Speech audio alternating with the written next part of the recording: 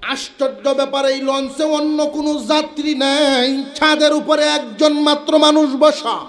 এই লঞ্চ যখন গাটি আইসা লাগছে, লঞ্চওয়ালায় ডাকতেছেন, কে আছো তোমরা? কুলি ভাই কে আছো?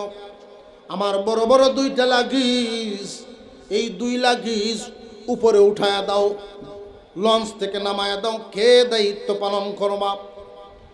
এক একটা লাগেজের বিনিময়ে 10 টাকা করে 20 টাকা দেওয়া হবে। কাসিম নানতুবি রহমতুল্লাহি আলাইহি উনি আগায় গেলেন, একটা একটা করে দুটাকে উপরে নিলেন। দুটা লাগেজ বহন করার কারণে কিছু পয়সা উনি পকেটে পাইলেন। এবার লাগেজের মালিক প্রস্তাব দিলেন, আমার গন্তব্য পর্যন্ত যদি পৌঁছায় দাও তাহলে আরো 50 টাকা দিব। কাসিম নানতুবি বলেন, যদি ওই কাজটাও আমি নিতে পারি তাহলে সমস্ত পরিবারের সদস্যদেরকে একবেলা পেট ভরে খাবারের ব্যবস্থা করতে পারি। দুটা লাগেজ আমার মাথায় উঠা দিন। উপস্থিত যারা ছিলেন, যে দুটা বাড়ি বাড়ি লাগেজ কেমনে আপনার মাথায় উঠাইবেন? যে আপনারা কষ্ট করে শুধু মাথায় উঠায় দেন, নেওয়ার দায়িত্ব আমার। কোন দিকে যাইতে হবে আপনি শুধু সেটা বলেন। দুটা লাগেজ উঠায় দিলেন।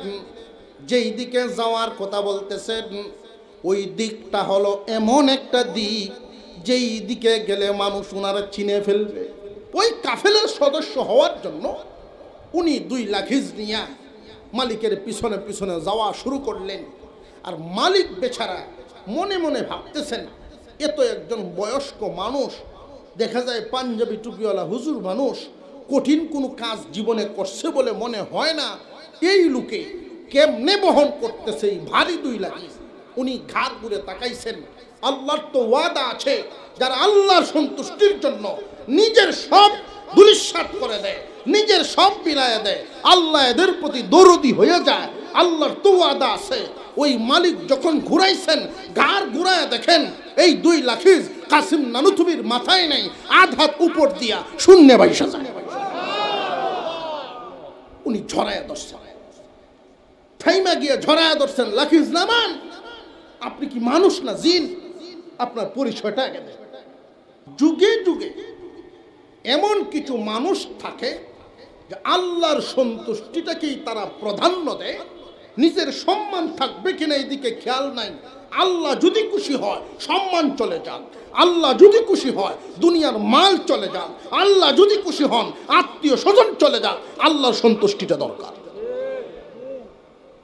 এইরকম সংখ্যা খুব কম।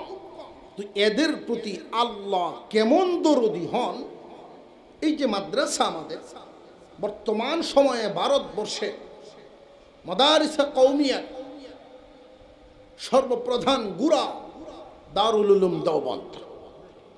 দেওবন্দ মাদ্রাসার যিনি মুহতামিম প্রথম ছিলেন আল্লামা কাসিম নানুতুবি রহমতুল্লাহি আলাইহি।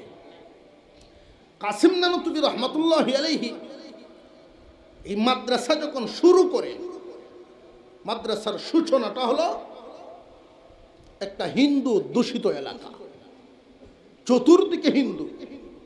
সেখানে যারা সফর করেছেন তারা দেখছেন অনেক হিন্দু হোটেলে মাদ্রাসার ছাত্র জাগির রাখে। অনেক লোক এমন হিন্দু অধ্যুষিত এলাকা, কিছু মুসলমান ধনাঢ্য ব্যক্তি যারা, তারা ওনাকে নিয়ে ক্রিটিসাইজ করতো, হ্যাঁ মাদ্রাসা গুলিয়েছে, এরকম ক্রিটিসাইজ করে আসে না নাই? হ্যাঁ মাদ্রাসা গুলিয়েছে, মাদ্রাসা গুলিয়েছে। কিন্তু দারুল উলুম মাদ্রাসা যে উনি খুলছেন, ছোট পরিসরে করছেন না, বিশাল বড় দস্তরখান। তাম পৃথিবীর থেকে সেখানে ছাত্ররা যায় ইলম অন্বেষণের জন্য।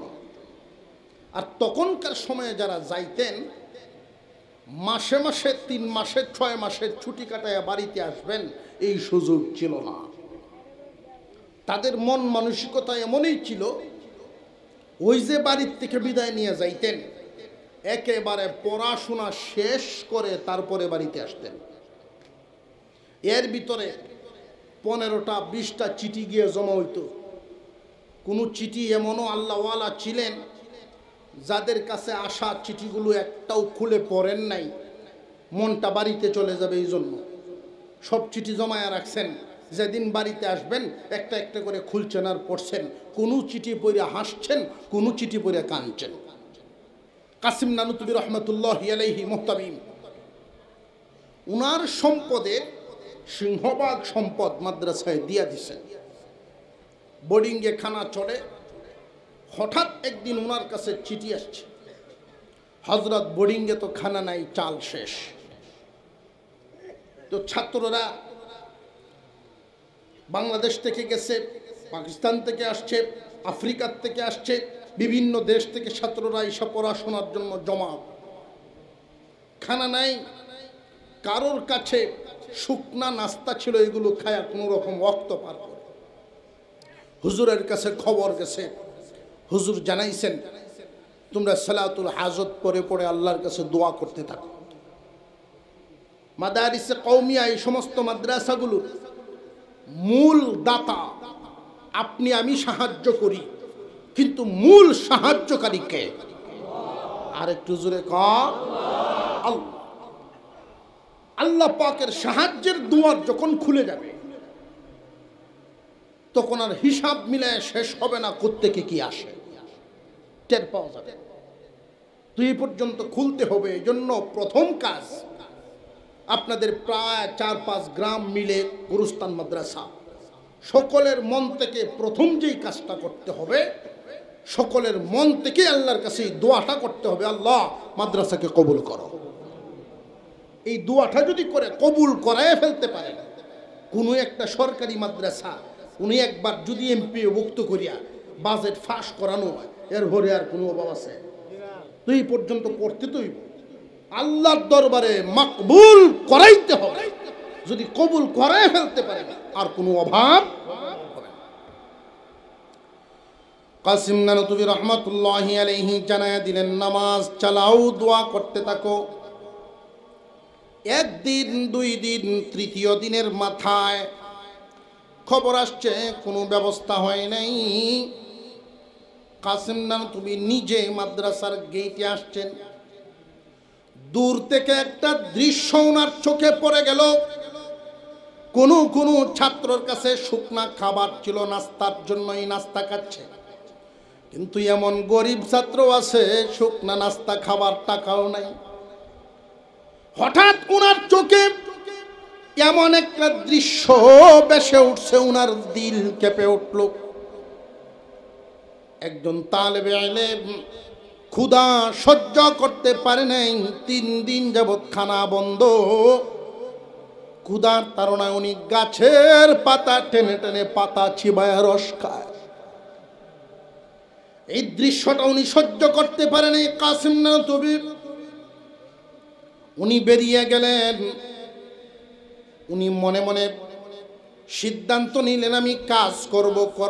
কোনো একজন মানুষের, কোনো একজন ব্যক্তির কোনো কাজকর্ম করে দিয়া, অন্যের কাজ করে দিয়া যা উপার্জন হবে অন্তত এক বেলা খানার ব্যবস্থাটুকু করি।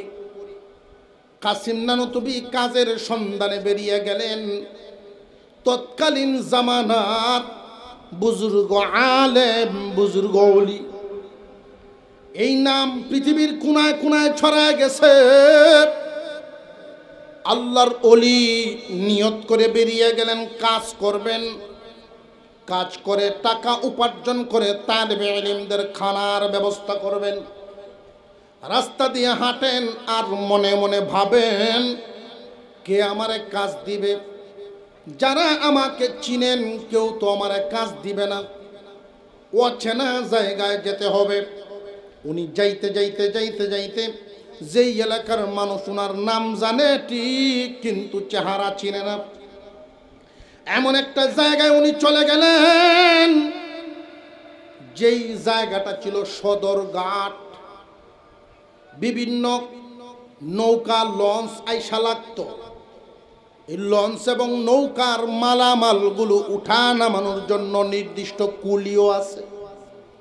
সদরঘাটে কুলিগিরির কাজ করবেন। উনি মনে মনে সিদ্ধান্ত নিলেন, ওইখানে গিয়ে অপেক্ষা করতেছেন।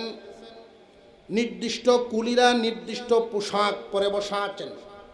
কাসিম নানতুবি রহমতুল্লাহি আলাইহি উনি তাদের কাছে গিয়া বর্ণনা করেন, ভাই সব তোমরা শোনো, এই গাঠের সমস্ত কাজকর্ম তো তোমরা করবা, এটা তোমাদের হক, কিন্তু আমি তোমাদের কাছে আসলাম, আমার একটা বড় পরিবার নিয়ে বড় মুশকিলে পড়ে গেছে। আমার একটা অনেক বড় পরিবার, 3 দিন যাবৎ এদের কোনো খানার ব্যবস্থা নাই। তোমরা যদি আমাকে একটু কাজের সহযোগিতা করো, কাজ দাও, তাহলে আমি তোমাদের জন্য আমার পরিবার নিয়ে দোয়া করব। অনেক মুসলমান এমন আছেন নিজে আল্লাহর সব হুকুম আহকাম পালন করতে পারে না, কিন্তু দাড়ি টুপি পাঞ্জাবিওয়ালা দেখলে মন নরম হইয়া যায়। তারা সিদ্ধান্ত নিল, ঠিক আছে হুজুর মানুষ, আপনি আপনার পরিবারের জন্য কিছু পরিশ্রম করতে চান, এই মুহূর্তে যেই নৌকা বা জাহাজ যেটা আসে ওইটার মালগুলো আপনি উঠানামা করবেন। আমরা আপাতত আপনাকে সুযোগ দিলাম, কাসিম নানতুবি রহমতুল্লাহি আলাইহি কুলিগিরির কাজ করবেন, মাদ্রাসা তালেবে ইলমদের এক বেলা খাবার জোটানোর জন্য অপেক্ষা করতেছেন। কিছুক্ষণ পরেই দেখা যায় 2 তলা বিশিষ্ট একটা লঞ্চ আসতেছে। আশ্চর্য ব্যাপার, এই লঞ্চে অন্য কোনো যাত্রী নাই, ছাদের উপরে একজন মাত্র মানুষ বসা। এই লঞ্চ যখন ঘাটে আইসা লাগছে, লঞ্চওয়ালায় ডাকতেছেন, কে আছো তোমরা? কুলি ভাই কে আছো? আমার বড় বড় 2টা লাগেজ, এই 2 লাগেজ উপরে উঠায়া দাও, লঞ্চ থেকে নামায়া দাও, কে দায়িত্ব পালন করবা? এক একটা লাগেজের বিনিময়ে 10 টাকা করে 20 টাকা দেওয়া হবে। কাসিম নানতুবি রহমতুল্লাহি আলাইহি উনি আগায় গেলেন, একটা একটা করে দুটাকে উপরে নিলেন। 2টা লাগেজ বহন করার কারণে কিছু পয়সা উনি পকেটে পাইলেন। এবার লাগেজের মালিক প্রস্তাব দিলেন, আমার গন্তব্য পর্যন্ত যদি পৌঁছায় দাও তাহলে আরো 50 টাকা দিব। কাসিম নানতুবি বলেন, যদি ওই কাজটাও আমি নিতে পারি তাহলে সমস্ত পরিবারের সদস্যদেরকে এক বেলা পেট ভরে খাবারের ব্যবস্থা করতে পারি। 2টা লাগেজ আমার মাথায় উঠা দিন। উপস্থিত যারা ছিলেন, যে 2টা বাড়ি লাগেজ কেমনে আপনার মাথায় উঠাইবেন, যে আপনারা কষ্ট করে শুধু মাথায় উঠায় দেন, নেওয়ার দায়িত্ব আমার, কোন দিকে যাইতে হবে আপনি শুধু সেটা বলেন। 2টা লাগেজ উঠায় দিলেন। যেই দিকে যাওয়ার কথা বলতেছেন ওই দিকটা হলো এমন একটা দিক যেই দিকে গেলে মানুষ ওনারা চিনে ফেলবে। উনি চিন্তায় পড়ে গেলেন, মানুষ আমাকে চিনে ফেলবে, মানুষ আমাকে নিয়ে মশকরা করবে।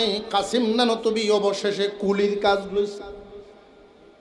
উনি চিন্তা করতেছেন যাবেন কিনা যাবেন না, তখনই এই আয়াত কানা মনে হইয়া যায়, ওয়ামিনান নাসি মান ইয়াশরি নাফসাহু ইবতিগা মারদাতিল্লাহ ওয়াল্লাহু রাউফুম বিল ইবাদ।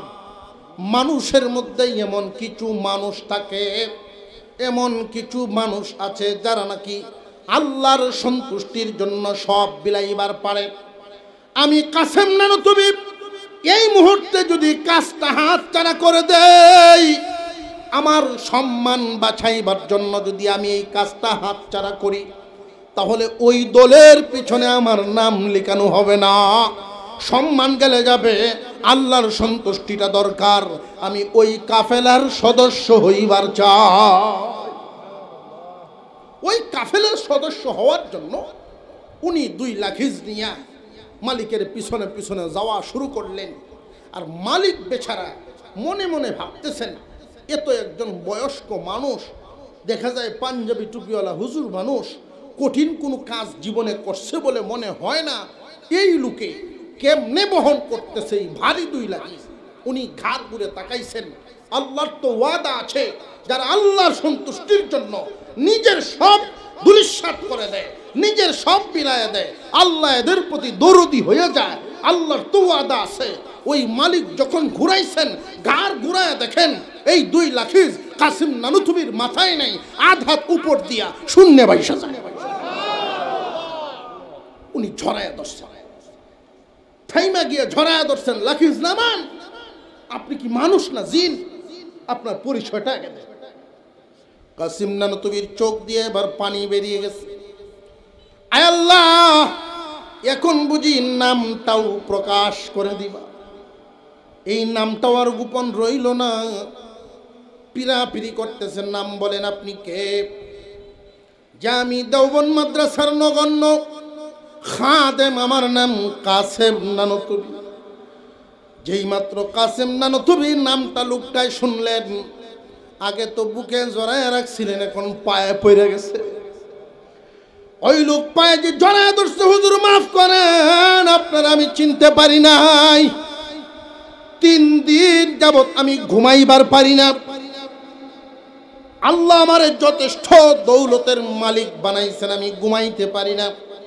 আমি স্বপ্নে দেখি মদিনাওয়ালা হুজুর আকরাম সাল্লাল্লাহু আলাইহি ওয়াসাল্লাম আমারে স্বপ্নে ধমক মারছে, এই দৌলত কোন দিনের জন্য কোন কাজে লাগাইবি? আমার বাগানের ভ্রমররা না খায়া থাকে, এদের খানার ব্যবস্থা কে করবে? হুজুর এই 2 লাখিজ ভর্তি অর্থ টাকা নিয়া আপনার মাদ্রাসার দিকে আমি যাইতেছি, এগুলো আপনার মাল, এবার আমার মাথায় উঠায় দেন। আমি বুঝতে পারছি আপনার কত জীর্ণশীর্ণ অবস্থা, কতটুকুন শোচনীয় অবস্থার মধ্যে আজকে আপনি এই রাস্তা বেছে নিয়েছেন। নিন, এগুলো গ্রহণ করেন। তালেবে ইলমদের জন্য আপনি খানার ব্যবস্থা রাখেন। আল্লাহ সাহায্য করলে এই সমস্ত মাদ্রাসাগুলোতে আল্লাহর সাহায্যেই মাদারিসে কওমিয়া চলে, কিন্তু একদল লোক লাগে এগুলোর গুড়ালিতে পানি ডালার জন্য।